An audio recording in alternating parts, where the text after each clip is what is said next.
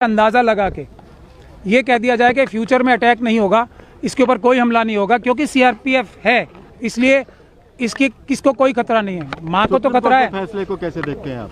मैंने आपको बताया ना, ये मरते हुए नहीं, जो इसको जीत कहेगा वो, जो जीत कहेगा इसको वो धोखा देगा देश की जनता को भी और पूरी न्यायिक व्यवस्था को। सबसे बड़ा धोखा होगा अगर इसे जीत बोला जाए। मेरी बात सुन लीजिए, ये जीत नहीं है। जीत क्या है? इस बच्ची की क्या जीत होगी? इस बच्ची को दर दर की ठोकरें खानी पड़ रही हैं। इतने छोटे छोटे 2 बच्चे हैं उसको कल मार दिया जाएगा, परसों कोई सिक्योरिटी नहीं है।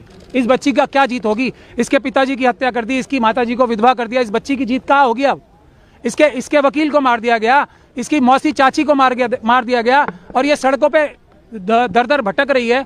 इसकी जीत होगी क्या? इसकी क्या जीत? मैं सीबीआई ने हमें पार्टी नहीं बनाया। सुरक्षा छोड़िए, पहले जो जितने लोगों को, क्रिमिनल्स को जो बुलेट प्रूफ गाड़ियां दे रखी हैं, बड़े बड़े घर दे रखे हैं, आप लोग इस पे स्टोरी करो ना। क्या ये बच्चियां नहीं, मैं अब एक मिनट बता रहा हूँ, एक मिनट पहले एक लाइन तो बोलने दो। हाथरस की बच्ची है ना, जब वो भी मरने लगेंगे तभी उनका भी ख्याल होगा, उसका परिवार का कोई ख्याल नहीं हो रहा ना। ये हमारी, बस लास्ट लाइन बोल दीजिए, ये हमारी सिस्टम का फेलियर है, हमारी सोसाइटी का फेलियर है कि हम 2 दिन 4 दिन तो किसी इशू के बारे में एक्टिव रहते हैं, उसके बाद निरंतरता नहीं होती। यही जो गिद्ध है ना एप्स्टीन गैंग के, ये इस बात को जानते हैं कि 5-6 दिन, 1 महीने से ज्यादा देश की जनता भूल जाएगी क्योंकि अपनी परेशानियों में मुब्तला हो जाती है।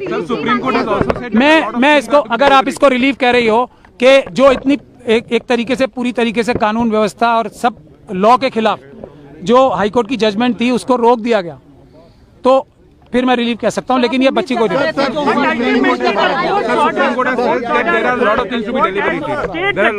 नो मैं एक चीज जो इन्होंने पूछा, मैं गजेंद्र भाई का धन्यवाद कर, आपने एक मिनट मैं इनकी बात का जवाब दे दूं। बहुत अच्छा सवाल पूछा आपने।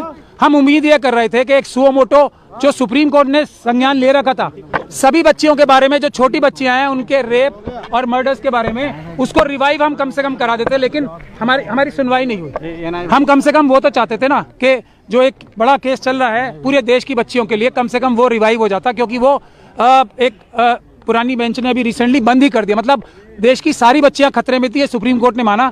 अब वो रिवाइव करने के लिए हमें दोबारा एप्लीकेशन लगानी पड़ेगी। ये इन बच्चियों की, इनके परिवारों की सबसे बड़ी प्रॉब्लम होती है।